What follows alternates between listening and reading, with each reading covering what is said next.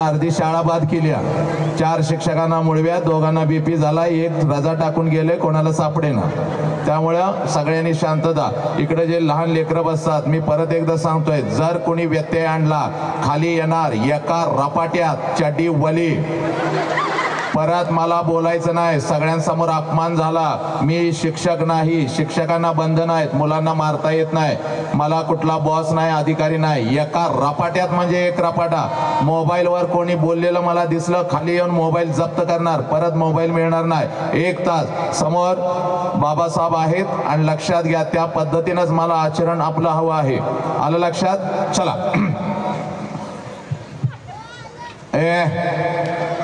Then एक टोला चांदवास कारट्या। चला,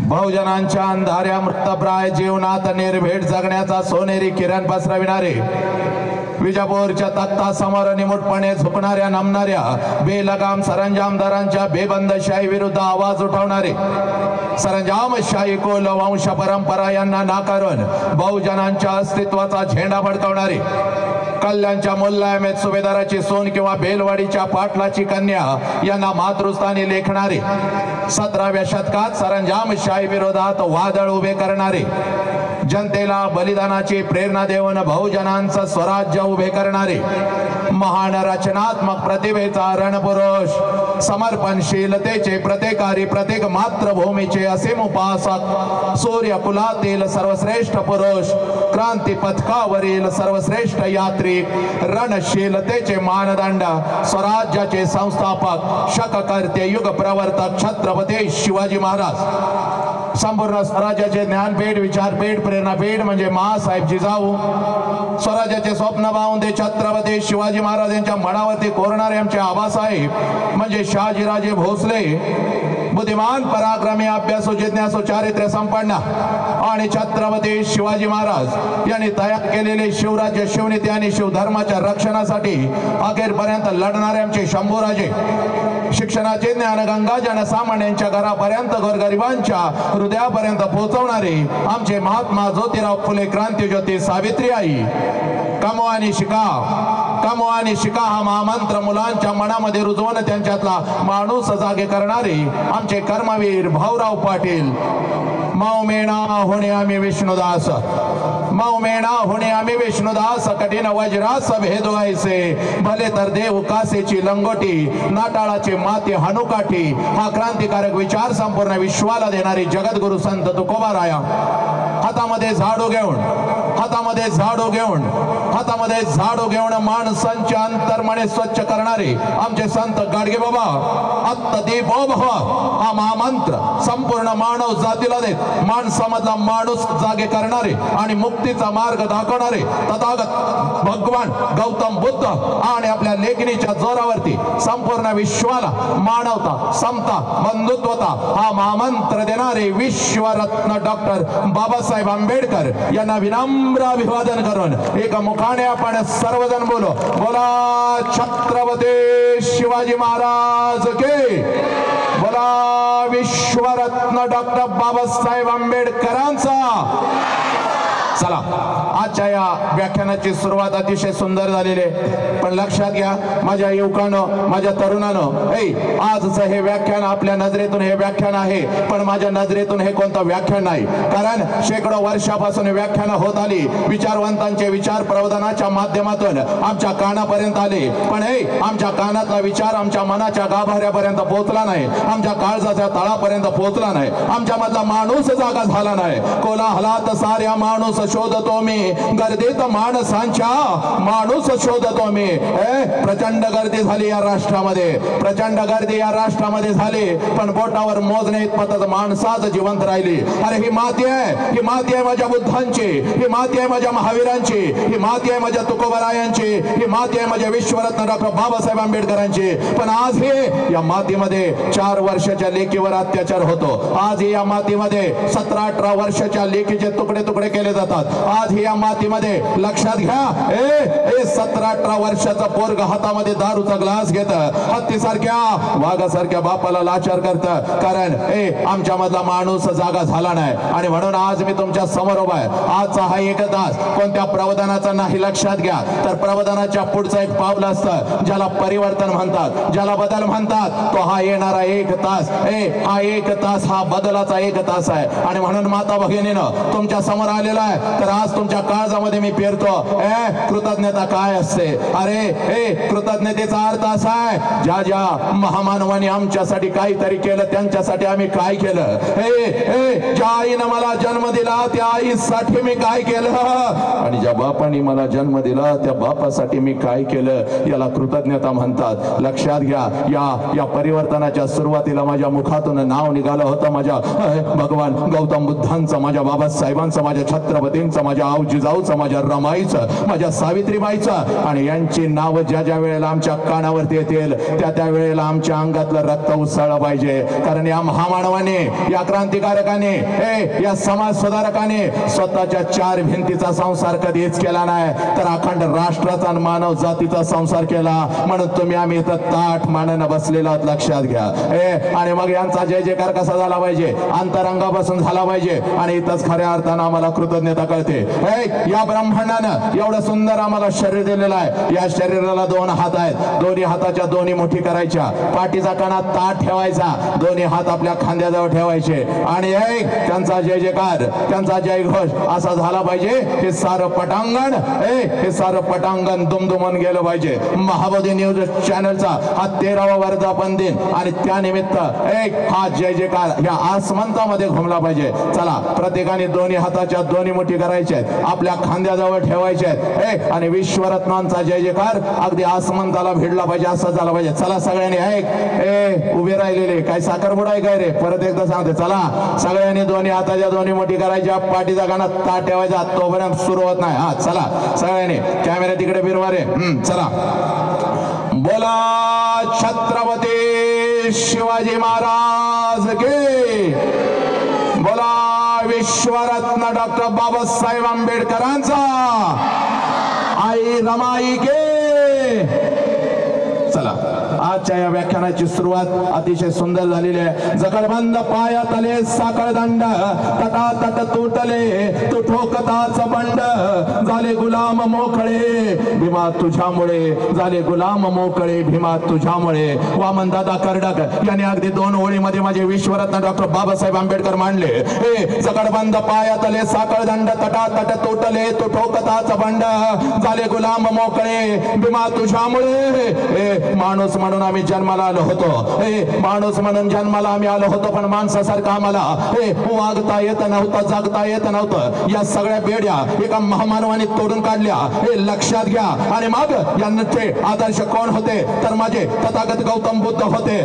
हिंदू का हो तो मैं नहीं, मुसलमान भी नहीं, पंचतत्व का पुतला गैबी खेल माही, जाति न पूछो साधु के पूछ लीजिए ज्ञान, मोल करो तलवार का पड़ी रहन दो म्यान. संत कबीर, विद्ये विना मती गेली, मती विना नीती गेली, नीती विना गती गेली, गती विना वित्त गेले, वित्त विना शूद्र खचले. इतके अनर्थ एका अविद्येने केले.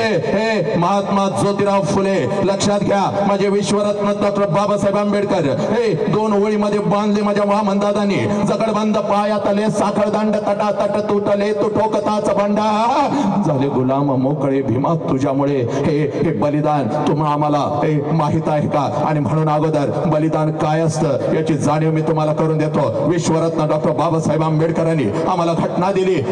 या घटनेच्या पाठीमाग माझ्या बाबासाहेबांचं बलिदान, माझ्या रमाईचं बलिदान आज या विचार मंचावरून ते तुमच्या काळजामध्ये फिरतो. मग कळेल तुम्हाला बलिदान काय असतं. हे माझ्या युवकानं लक्षात घ्या, माझ्या युवकानं. अरे 1913 साल होत रे, 1913 साल होत.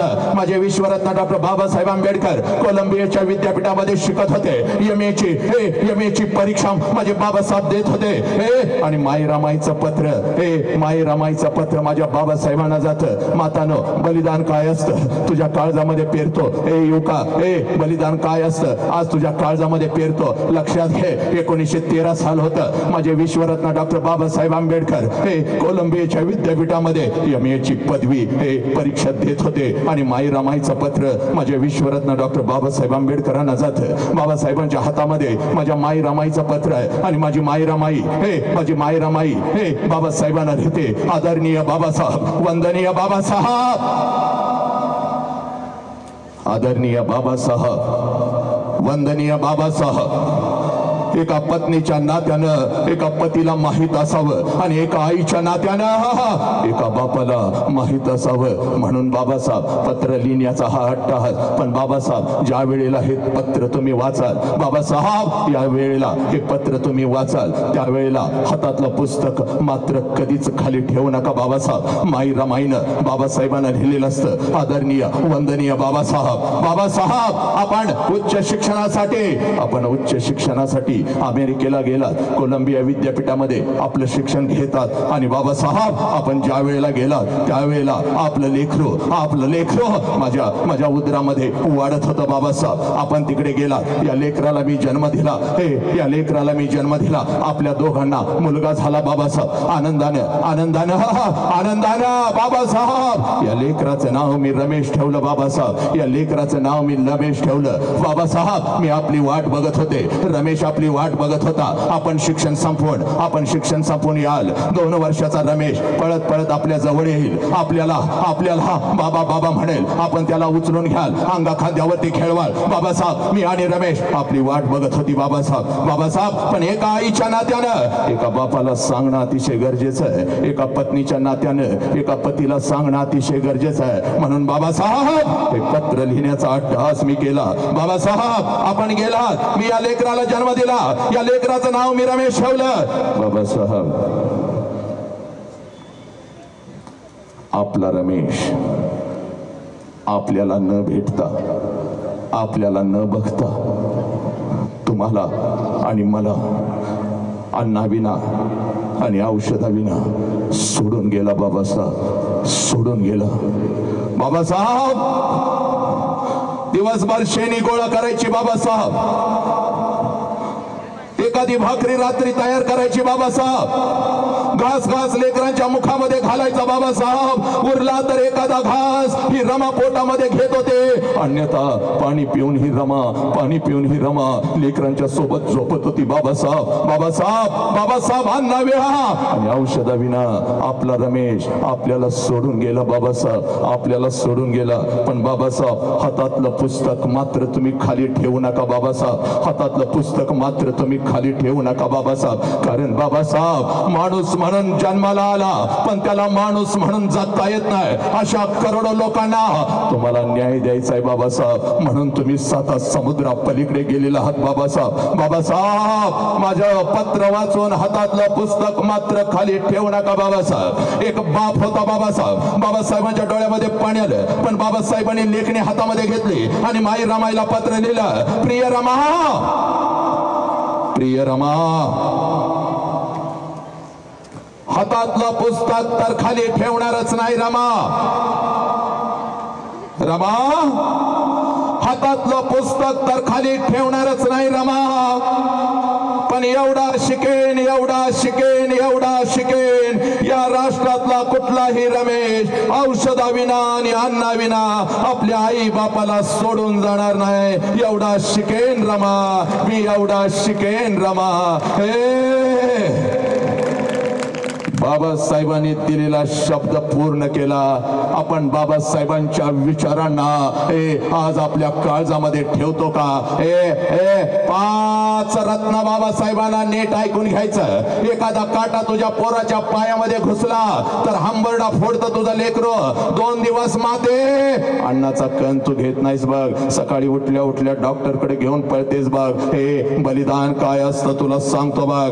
5 रत्न विश्वरत्न डॉक्टर बाबासाहेब बाबासाहेब आंबेडकरांना बघ 5 रत्न 5 रत्न आणि या 5 रत्नापैकी 4 रत्नांचं बलिदान बाबासाहेबांनी दिलं. त्यावेळेला तुला मला ही घटना मिळाली. लक्षात घे, तुला मला ही घटना मिळाली. बाबासाहेबांचं हे बलिदान आहे. आज माझ्या काळजामध्ये आग लागली पाहिजे. London school of economic political science येथून विश्वरत्न डॉक्टर बाबासाहेब आंबेडकरांनी 3 पदव्या घेतल्या. हे सगळ्या युवकांना आज हात जोडून सांगतोय रे, बाप काय असतो, आई काय असते, आई काय असते, बाप काय असतो. महाराष्ट्राच्या प्रत्येक युवकाच्या काळजामध्ये मी फिरतोय. त्याच्या अगोदर ऐकून घे रे, विश्वरत्न डॉक्टर बाबासाहेब आंबेडकर इंग्लंड मध्ये शिकत होते. बाबासाहेबांनी 3 पदव्या इंग्लंड मधून घेतल्या. MSc DSc आणि बार आर्टला या 3 पदव्या बाबासाहेबांनी इंग्लंड मधून घेतल्या. ज्या वेळेला माझे बाबासाहेब बॅरिस्टर झालेले होते, लक्षात घ्या, ज्या वेळेला माझ्या बाबासाहेबांनी MSc आणि DSc पूर्ण केलेलं होतं, त्यावेळेला हा 8 वर्षाचा अभ्यासक्रम होता. तिथं उभे राहिलेल्या प्रत्येक युवकाला मी सांगतोय, लेकरांनो तुमच्या काळजामध्ये मी पेरतोय. हे बघ 8 वर्षाचा अभ्यासक्रम होता. जर या 3 पदव्या आपल्या पदरामध्ये घ्यायच्या असतील तर 8 वर्षाचा अभ्यासक्रम MSc DSc आणि बार आर्टला या 3 पदव्यासाठी 8 वर्ष आयुष्याची द्यावी लागत होती. पण विश्वरत्न डॉक्टर बाबासाहेब आंबेडकरांनी हा 8 वर्षाचा अभ्यासक्रम 24 तासापैकी 20 ते 22 तासाचा अधिष्ठान मांडत 24 तासापैकी 20 ते 22 तासाचा अधिष्ठान मांडत एक पावाचा तुकडा आणि 4-5 लिटर पाणी पोटामध्ये घेत 8 वर्षाचा अभ्यासक्रम माझ्या विश्वरत्न डॉक्टर बाबासाहेब आंबेडकरांनी फक्त 2 वर्ष आणि 3 महिन्यामध्ये पूर्ण केला. 8 वर्षाचा अभ्यासक्रम माझ्या विश्वरत्न डॉक्टर बाबासाहेब आंबेडकरांनी 2 वर्ष आणि 3 महिन्यामध्ये पूर्ण केला.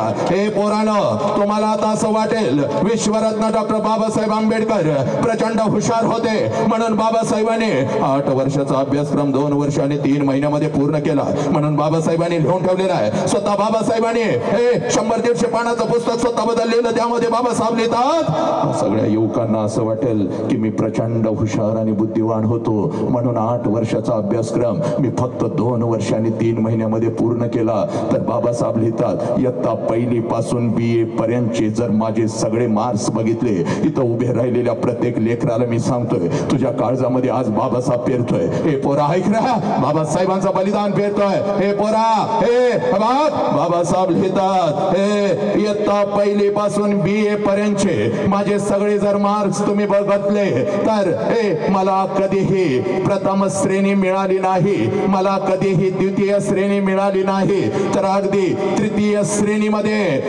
श्रेणीमध्ये मी पास होत गेलो. एखाद्या सामान्य मुलासारखाच मी पास होत गेलो. पण इंग्लंड मधला 8 वर्षाचा अभ्यासक्रम MSc DSc आणि बार आर्टला, ग्रेज इन मधून मी बार आर्टला बॅरिस्टरची पदवी घेतली. असे 3 पदव्या, 8 वर्षाचा अभ्यासक्रम, एक पावाचा तुकडा आणि 4-5 लिटर पाणी पोटामध्ये घेत 24 तासापैकी 20-22 तासाचा अधिष्ठान मांडत 8 वर्षाचा अभ्यासक्रम मी फक्त 2 वर्ष आणि 3 महिन्यामध्ये पूर्ण केला. कारण जेव्हा मी पुस्तकाचं पान उघडत होतो,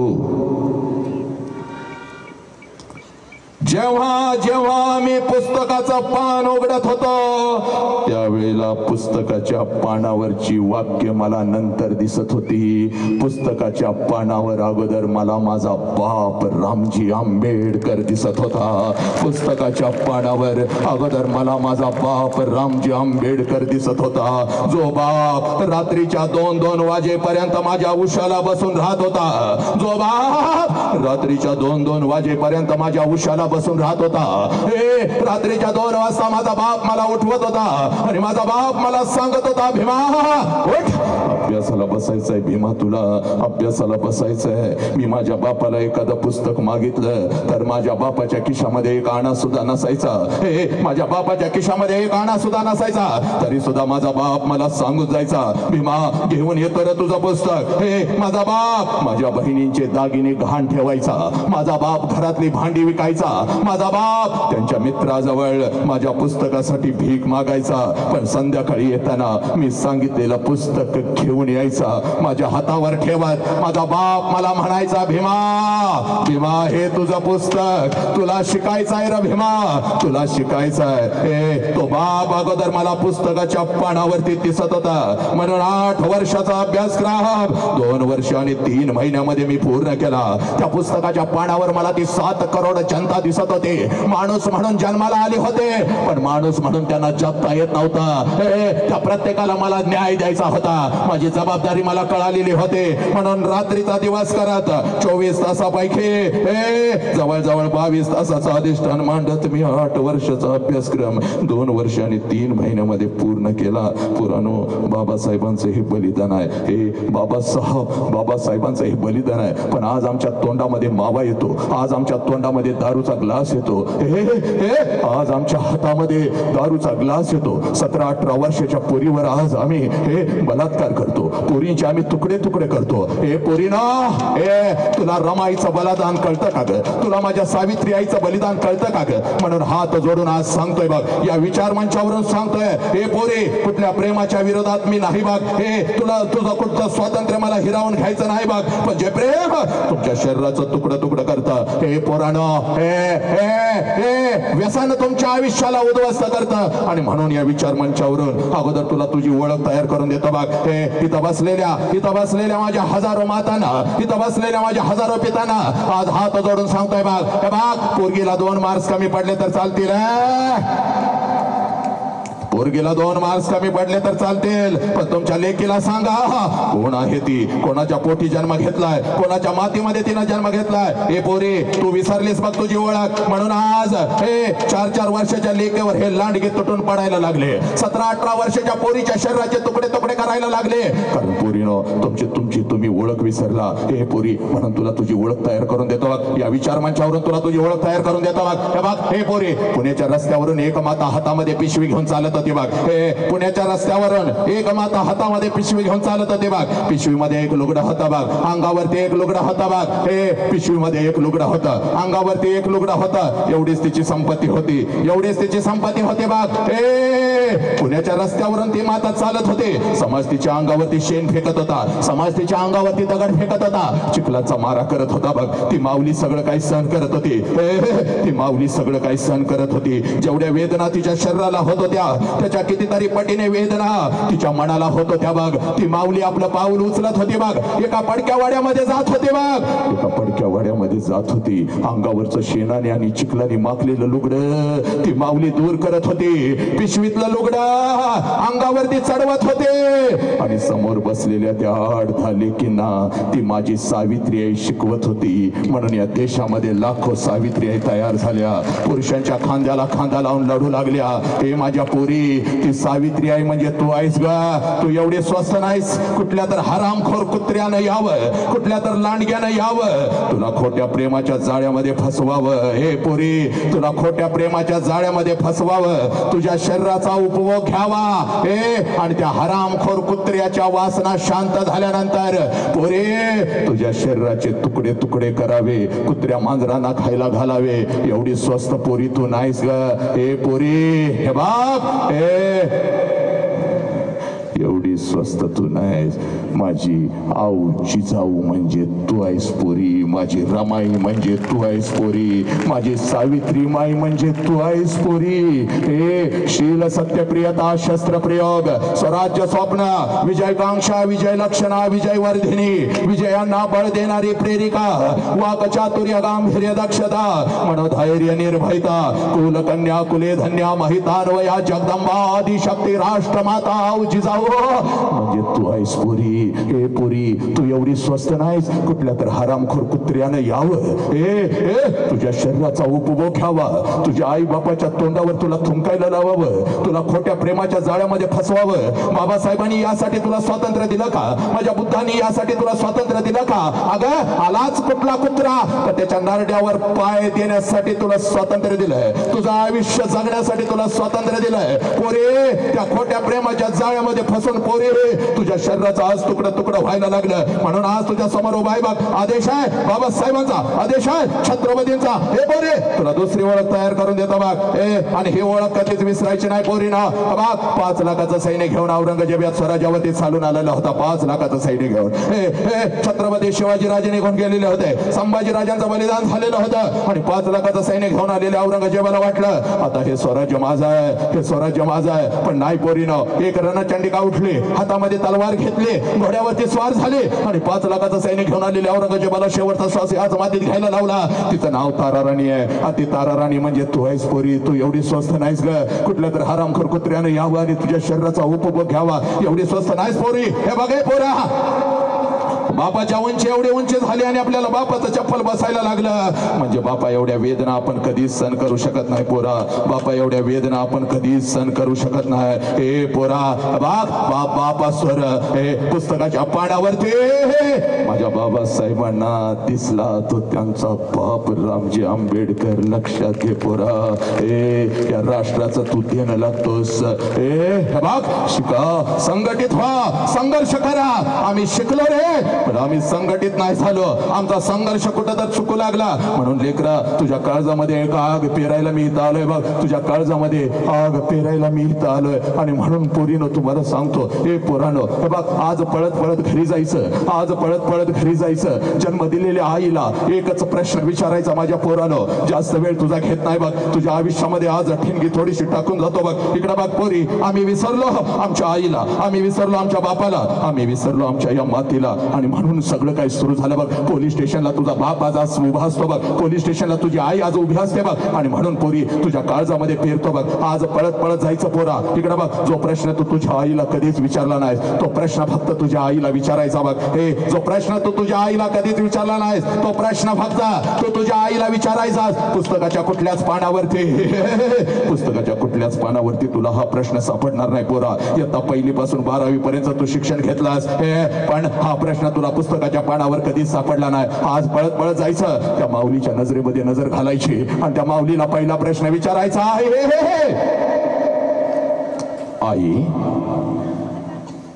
9 महिने 9 दिवस आई तू मला तुझ्या उदरामध्ये ठेवलंस. आई आई 9 महिने 9 दिवस आई तू मला तुझ्या उदरामध्ये ठेवलंस. आणि ज्या वेळेला आई तू मला जन्म देत होतीस त्या वेळेला आई तुला किती यातना होत होत्या ग. आई तुला किती वेदना होत होत्या. हे पोरानो, आज पळत पळत जायचं आणि त्या माऊलीला हा पहिला प्रश्न विचारायचा. आणि ज्या क्षणाला पोरा हा तू प्रश्न तुझ्या आईला विचारशील टच करून तिच्या डोळ्यामध्ये पाणी येईल. हंबरडा फोडल बघ ती माऊली, हंबरडा फोडल ती माऊली. कारण पोरानं आज विश्वरत्नांच्या समोर, आज विश्वरत्नांच्या समोर तुला सांगतो बघ पोरा, 9 महिने 9 दिवस ज्या वेळेला ती माऊली तुम्हा आम्हाला उदरामध्ये ठेवत असते आणि ज्या वेळेला ती माऊली तुम्हा आम्हाला जन्म देत असते, या विश्वातल्या कितीतरी आयांनी आपला शेवटचा श्वास घेतलेला आहे पोरा. या विश्वातल्या कितीतरी आयांनी आपला शेवटचा श्वास घेतलेला आहे. एवढ्या अनंत यातना त्या आईला होत असतात रे माझ्या लेकरानं. हे तुम्हा आम्हाला जन्म देताना 9 महिने 9 दिवस ती माऊली तुम्हा आम्हाला उदरामध्ये ठेवत असते. ज्या वेळेला ती माऊली तुम्हाला जन्म देत असते एकीकडे ती टाचा घासत असते, पण समोर उभ्या असलेल्या डॉक्टरांना ती माऊली सांगत असते, साहेब माझा जीव गेला तरी चालेल साहेब, पण माझ्या पोटचं लेकरू मात्र वाचलं पाहिजे साहेब, माझ्या पोटचं लेकरू मात्र वाचलं पाहिजे. हे पोरानं, ज्या आईनं तुम्हाला कधीच बघितलेलं नसतं, उदरावरती हात ठेवून तिनं फक्त तुमचा अनुभव घेतलेला असतो, तरी सुद्धा आपल्या जीवाची बाजी लावायला ती माऊली तयार होते. पोरानं, ही आई तुम्हाला कळाली का? हे पोरा, जगातलं सगळ्यात मोठं शिक्षण आज तुला सांगून जातो बघ पोरा. जगातलं सगळ्यात मोठं शिक्षण आज तुला सांगून जातो. ज्या क्षणाला पोरा तुझा जन्म झाला, ज्या क्षणाला पोरा तुझा जन्म झाला त्या क्षणाला या विश्वामध्ये तुझ्या दोन्ही गालांना जर पहिला स्पर्श कोणी केला असेल आणि तुझ्या दोन्ही गालांचा जर पहिला मुका कोणी घेतला असेल तर त्या माऊलीचं नाव आई आहे पोरा. त्या माऊलीचं नाव आई आहे. हे पोरा, आनंदानं जर तुझ्या जवळ उड्या मारत कोण आला असेल, आनंदानं जर तुझ्या तुझ्या जवळ उड्या मारत कोण आला असेल आणि तुला दोन्ही तळहातावरती जर कोणी उचलून घेतला असेल दोन्ही तळहातावरती जर तुला कोणी उचलून घेतला असेल आणि तुझ्या गालावर जर पहिला आनंदाचा अश्रू कोणाचा पडला असेल तर त्या देव माणसाचं नाव बाप आहे पुरा. त्या देव माणसाचं नाव बाप आहे. हे पुरा त्या देव माणसाचं नाव बाप आहे. हा बाप आम्हाला कळाला का? ही आई आम्हाला कळाली का? जास्त वेळ तुझ्या आयुष्याचा घेत नाही पोरा, पण ऐक, हा बाप आम्हाला कळाला का? ही आई आम्हाला कळाली का? त्या आई बापाला आम्ही पोलीस स्टेशनला उभं करू लागलो. त्या आई बापाला आम्ही लाचार करू लागलो. हत्तीसारखा बाप कुत्र्यासारखा लाचार होऊ लागला का पोरानो? कशासाठी? आणि म्हणून तुला सांगतोय बघ, तुकोबारायांनी सांगितलं, माय बाप केवळ काशी त्याने न जावे तीर्थाशी. ऐक रे, आता एका मिनिटामध्ये ऐक, तुझ्या काळजावरती तुझा बाप पेरतो आणि मी इथं थांबतो बघ पोरा. माझ्या तुकोबारायांनी सांगितलं, माय बाप केवळ काशी त्याने न जावे तीर्थाशी. पण आम्ही जगातलं सगळं देव केलं रे. आम्ही जगातलं सगळं देव केलं. सगळ्या देवांना आम्ही गेलो. आमचा मस्तक देवासमोर त्यांना त्यांना त्यांना आदळलं. पण घरातला आई बाप मात्र आम्हाला कधीच कळालं नाही पोरा. घरातला आई बाप मात्र आम्हाला कधीच कळालं नाही. आणि म्हणून तुला सांगतोय बघ, ज्याला घरातला आई बाप नाही कळाला ना रे, ज्याला घरातला आई बाप नाही कळाला त्याला या विश्वातला कुठलाच देव नाही कळला पोरा. त्याला या विश्वातला कुठलाच देव नाही कळला. आणि म्हणून तुझ्या समोर आज मी उभा आहे बघ पोरा. पोरा, एका मिनिटामध्ये तुझा बाप तुझ्या काळजावरती पेरतो. काय असतो बाप एका मिनिटामध्ये तुला सांगतो. आणि मी तर थांबतो पोरा, मी तर थांबतो. पोरा, आज पळत पळत घरी जायचा बाग, आज पळत पळत घरी जायचं. त्या माऊलीच्या नजरेमध्ये नजर घालायची आणि त्या माऊलीला आज दुसरा प्रश्न विचारायचा आहे. पोरांनो ऐका रे, आज पळत पळत घरी जायचं, त्या माऊलीच्या नजरेमध्ये नजर घालायची आणि त्या माऊलीला दुसरा प्रश्न विचारायचा आहे. 25 वर्षापूर्वी आई, तुझ्या आयुष्याची फक्त 5 मिनिटं, पण ऐक, आणि आईला हा दुसरा प्रश्न का विचारायचा? 25 वर्षापूर्वी तुझ्या आईच्या मस्तकी अक्षता पडल्या बघ पोरा. 25 वर्षापूर्वी तुझ्या आईच्या मस्तकी अक्षता पडल्या. तुझ्या आईचं लग्न तुझ्या बापा बरोबर झालं बघ पोरा. आणि ज्या क्षणाला तुझ्या आईचं लग्न तुझ्या बापा बरोबर झालं, त्या क्षणाला एका क्षणात तिनं तिच्या आईला सोडून दिलं, तिनं तिच्या बापाला सोडून दिलं, तिनं तिच्या भावाला सोडून दिलं. सगळं घरदार तिनं सोडून दिलं, घरदार सोडून दिलं. आणि तुझ्या बापा बरोबर ती तिच्या माहेरी आली बघ. तिच्या बापा बरोबर ती तिच्या माहेरी आली. आणि माहेरी आल्यानंतर फक्त 10 मिनिटं दे तुझ्या आयुष्याची. ऐक रा पोरा, माहेरी आल्यानंतर एखादच वर्ष ती माऊली स्वतःच्या सुखासाठी जगली. आणि पोरानं, ज्या क्षणाला तुमचा जन्म झाला त्या माऊलीनं स्वतःच्या सुखाला आग लावली. आणि ती माऊली फक्त आणि फक्त आपल्या लेकरांच्या सुखासाठी जगू लागली. त्या माऊलीचं नाव आई आहे पोरा, त्या माऊलीचं नाव आई आहे. एका मिनिटामध्ये तुझ्या काळजामध्ये ही माऊली पेरतो. आणि मी तर थांबतो बघ पोरा, मी तर थांबतो बघ. 25 वर्षापूर्वी तुझ्या आईच्या मस्तकी अक्षता पडल्या पोरा.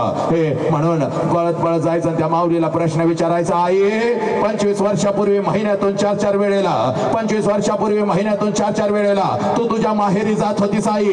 आई, तुझ्या आईला भेटायला, तुझ्या वडिलांना भेटायला, तुझ्या भावाला भेटायला. माझं वय 1 वर्षाचं होतं. मला सुद्धा अंगा खांद्यावरती खेळवत माझ्या आजीला, माझ्या आजोबांना भेटवण्यासाठी, माझ्या मामाला भेटवण्यासाठी माझ्या आजोळी मला घेऊन जात होतीस. पण आई, आता 25 वर्ष उलटून गेली आई, आता 25 वर्ष उलटून गेली. आणि तू आता आई वर्षातून एकदा सुद्धा तुझ्या माहेरी जात नाहीस ग का ग आई? का 25 वर्षापूर्वी महिन्यातून 4-4 वेळेला माहेरी जाणारी माझी आई आता वर्षातून एकदा सुद्धा तिच्या माहेरी जात नाही का ग?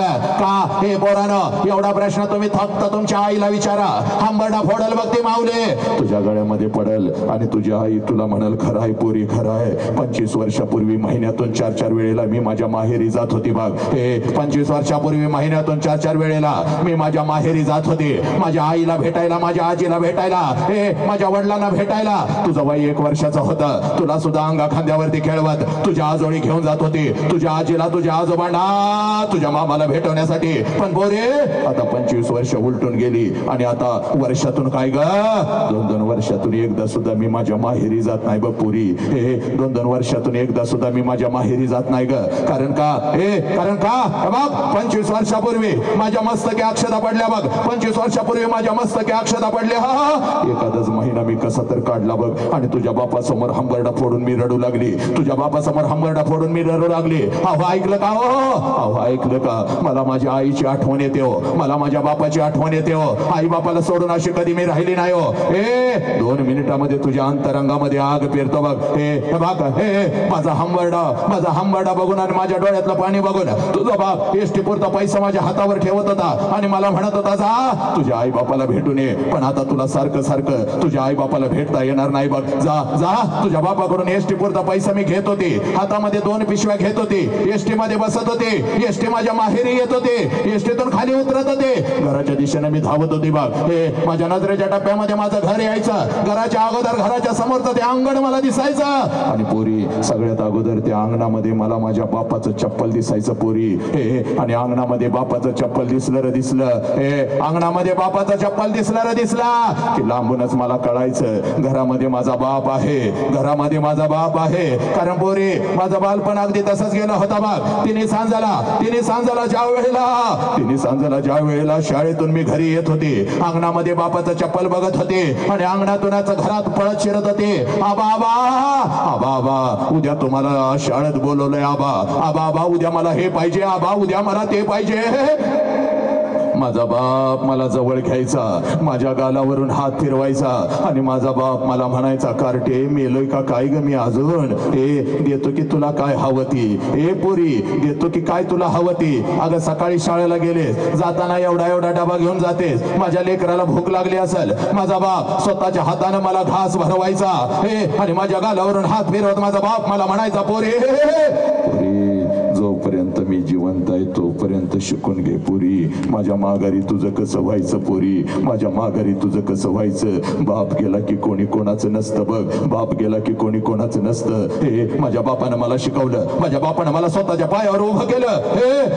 माझं लग्न झालं, मला आई बापाची आठवण येत होती, तुझ्या बापासमोर मी हंबरडा फोडत होती, एसटी पुरता पैसा तुझा बाप माझ्या हातावर ठेवत होता, 2 पिशव्या हातामध्ये एसटी मध्ये बसत होती, एसटी माझ्या माहेरी येत होती, एसटीतून खाली उतरत होती, घराच्या दिशेने मी धावत होते बघ. माझ्या नजरेच्या टप्प्यामध्ये माझं घर यायचं, घराच्या अगोदर घराच्या समोरचं ते अंगण मला दिसायचं, त्या अंगणामध्ये सगळ्यात अगोदर मला माझ्या बापाचं चप्पल दिसायचं आणि मला अंगणातूनच कळायचं माझा बाप घरामध्ये आहे आणि अंगणातूनच मी माझ्या बापाला हाक द्यायची, आबा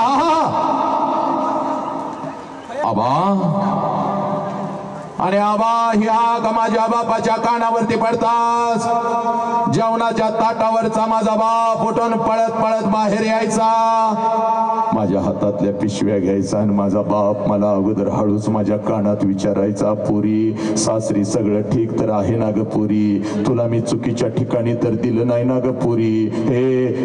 माझ्या बापाच्या डोळ्यातलं पाणी बसत माझ्या बापाला मी म्हणायची, आबा सगळं काही चांगलं आहे आबा, तुमची आठवण आली म्हणून आले आबा, तुमची आठवण आली म्हणून आले. माझ्या हातातल्या पिशव्या घेत माझा बाप अंगणातूनच माझ्या आईला हाक द्यायचा, अगं ऐकलंस का ग, पोर आली की ग आपली, पोर आली की ग आपली.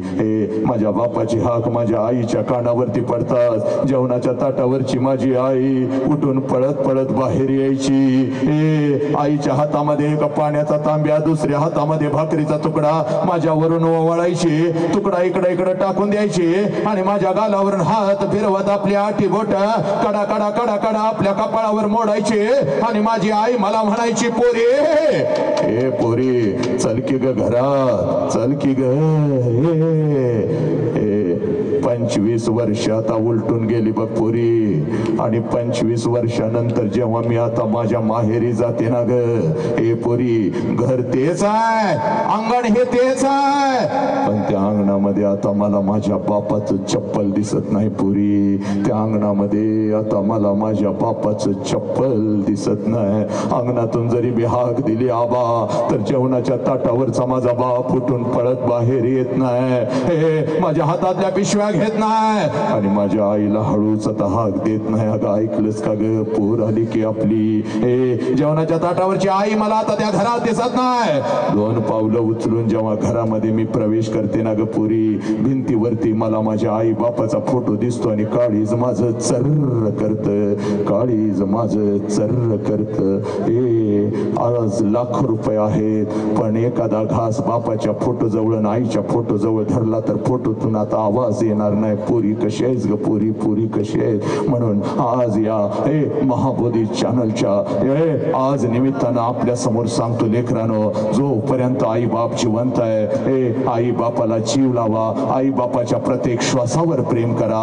एकदा का आई बाप निघून गेला, एकदा का आई बाप निघून गेला, लाखो आणि करोडो रुपये त्या तिरुपतीच्या चरणावर जरी ओतलेस, लाखो आणि करोडो रुपये त्या साईबाबाच्या चरणावर जरी ओतलेस, तर तो तिरुपती तो साईबाबा तुझा गेलेला बाप तुला परत नाही आणून देऊ शकणार पोरा. म्हणून तुझ्या आयुष्यामध्ये तुझा एकच देव आहे, ज्या देवाचं नाव बाप आहे पोरा, ज्या देवाचं नाव बाप आहे, आणि तुझ्या आयुष्यामध्ये तुझी एकच आई आहे, एकच देवी आहे, ज्या देवीचं नाव आई आहे. एवढं सांगतो माझ्या लेकरांनो. कार्यक्रमाला खूप तसा उशीर झालेला आहे, म्हणून आज इथं मी थांबत असताना तुझ्या काळजावरती एकच पेरतो आयुष्यामध्ये. बाप तुकडोजी महाराज सांगतात, देवळातला देव मेला अंतरीचा जागवारे, देवळातला देव मेला अंतरीचा जागवारे. बाग आणि म्हणून तुला सांगतोय पोरा, म्हणून तुला सांगतोय, माझ्या बाबासाहेबांचं बलिदान तुझ्या काळजामध्ये मी पेरलं, माझ्या छत्रपतींचं, माझ्या संभाजीराजांचं बलिदान तुझ्या काळजामध्ये पेरलं. हे राष्ट्र आहे, या राष्ट्राचं प्रत्येक लेकरू हे आमचं लेकरू आहे, आणि हे लेकरू कुठल्याही खोट्या प्रेमाच्या जाळ्यामध्ये फसणार नाही. कुठल्या प्रेमाच्या विरोधात आम्ही कधीच नाही पोरा, पण जे प्रेम तुझ्या शरीराचं तुकडं करतं आणि जे प्रेम तुझ्या आयुष्याला आग लावतं, ते प्रेम कधीच असू शकत नाही पोरा.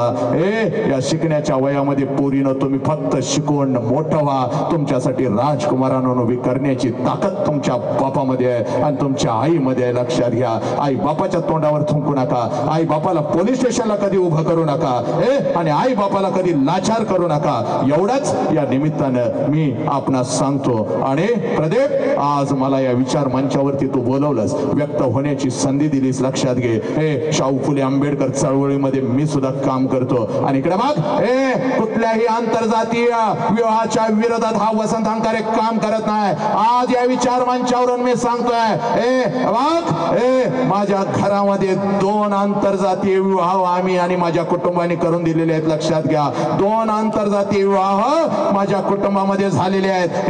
प्रेमाच्या विरोधात आम्ही कधीच नाही, पण जे प्रेम तुझ्या आई बापाच्या तोंडावर तुला थुंकायला लावतं, जे प्रेम तुझ्या शरीराचा तुकडा करतं, आणि जे प्रेम तुझ्या शरीराचा उपभोग घेऊन तुला भर रस्त्यावर सोडून देतं, ते प्रेम कधीच असू शकत नाही, ते प्रेम कधीच असू शकत नाही. लक्षात घ्या. आणि म्हणून तुम्हाला सांगतोय पोरांनो, शिका, मोठं व्हा, संघटित व्हा, आणि संघर्ष करा, आणि या मातीचं ना आई बापाचं नाव मोठं करा. एवढं बोलतो आणि मी इथं थांबतो.